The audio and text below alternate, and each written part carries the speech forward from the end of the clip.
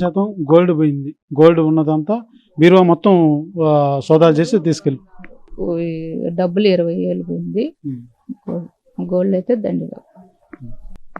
ఏదైతే పట్టపగలు మహిళలు ఒంటరిగా ఉన్న మహిళలను చూసి ఇంట్లో ఎవరూ లేని సమయం చూసి రెక్కి నిర్వహించి ఈ విధంగా పట్టపగలు అధికారులు అని చెప్పి మున్సిపల్ అధికారులు అని లేకపోతే మరి ఇతర డిపార్ట్మెంట్ సంబంధించిన వారు అని చెప్పేసి పట్టపొగలిలే చోరీ చేసేటువంటి కేటుగాళ్ళు అనేక రకాల ఎత్తుగడలతోటి ఈ రకం మోసాలకు పాల్పడుతున్నారని చెప్పాలి. అయితే ఒంటరిగా ఉన్న మహిళలు కావచ్చు, లేదా ఆఫీసులు అని చెప్పేసి ఎవరు లేని టైంలో వచ్చి మిమ్మల్ని మాటల్లో పెట్టి ఈ రకమైనటువంటి దోపిడీ చేసేటువంటి దోపిడీదారులు చాలా మంది ఉన్నారు. కాబట్టి ప్రతి ఒక్కరు కూడా మెలకువతో వహించాల్సిన అవసరం ఎంతైనా ఉందనే చెప్పాలి. ఏదైతే ఇవాళ మనం చూస్తున్నటువంటి ఈ పరిస్థితి కూడా మేము మున్సిపల్ అధికారులు అని చెప్పి ఆమెని ఇంటి ముందు నుంచి ఇంటి వెనక వైపు అటుపక్క ఇటుపక్క కొలతలు అంటూ మాటల్లో పెట్టి మరో వ్యక్తులు లోపలికి వెళ్ళి మొత్తం కూడా బంగారు కొంతవరకు నగదు దోపిడీ చేసినటువంటి పరిస్థితి